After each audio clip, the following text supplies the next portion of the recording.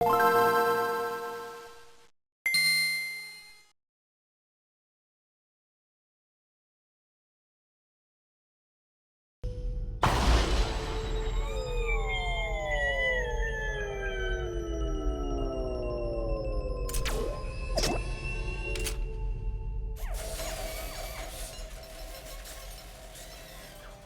the release of the PlayStation 5, everyone's eyes were on Astrobot. This little guy was the de facto representative of the console hardware at the time, being front and center on the demo game, Astro's Playroom. The interwebs were flooded with gameplay footage from it, and people loved it. People loved Astrobot too when they finally got their hands on the still elusive console. There was a certain appeal and celebration in what the little robot brought to the system that endeared thousands to him. And that adoration led to the recent introduction by Sony of the developers behind Astrobot, Team Asobi. A very apt name, since according to their introduction, Asobu in Japanese means to play. With this in mind, we take a look back on the roots of this little mascot which has captured the hearts of many. Today, we'll take some time to play one of Team Asobu's lesser known but still stellar titles, Astrobot Rescue Mission for the PS VR.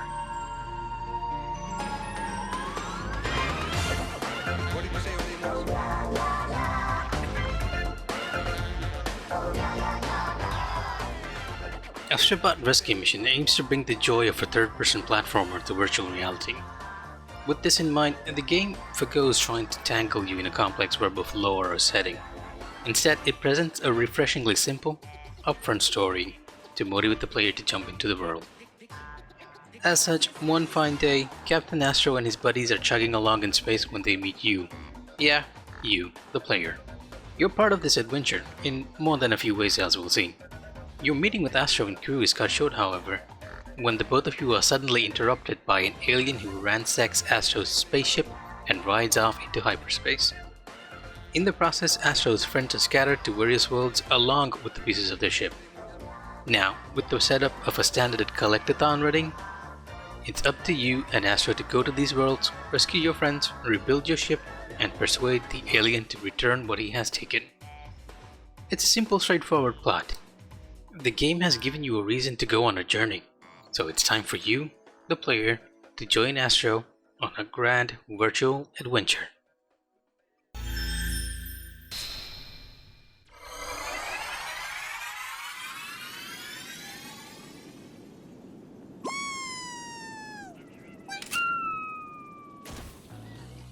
Just like the story, the gameplay for Rescue Mission isn't trying to wow you with anything you haven't seen before. It's a third-person platformer. Astro can jump, hover, attack, and carry things in your romp through the various worlds. What it is trying to do that is slightly novel, however, is that it's trying to bring you the basic third-person platformer in virtual reality, something which we very rarely see in this market. One of the ways the game accomplishes this is by allowing you to track Astro more easily in VR. His hover, for example, shoots out lasers to help you judge distance, and he is often distinctive amongst the background with little walking noises and other sound effects to indicate where he is. The other way the game accomplishes this is by having you, the player, be part of the world.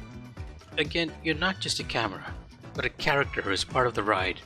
You have to lean, look around, above, and even below you to help Astro in his quest.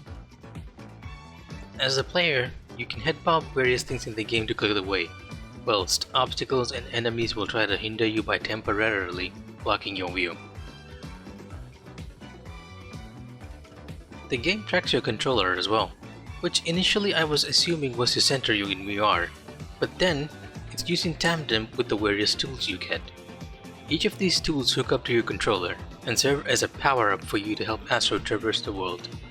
You get a hookshot to pull down terrain and make paths, a water hose to douse fire and distract enemies, a light which will illuminate a dark level and hidden paths, and even a ninja star to make a platform for Astro to cross.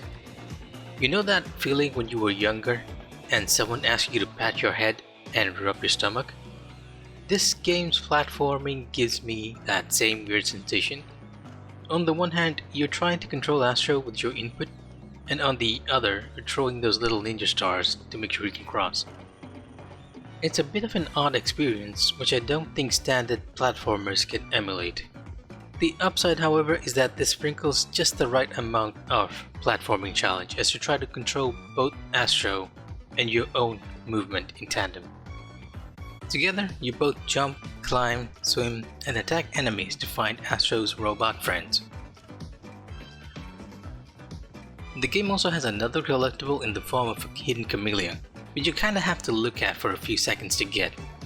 Finding them unlocks challenge stages that often have you racing through levels and shooting objects to get even more friends, presenting a bit more of a challenge and some replayability to the adventure.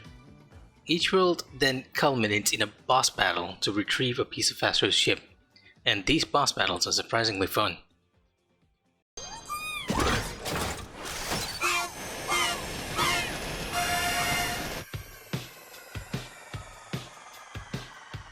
There's something very amazing, for a better lack of a word, in facing off against these bosses.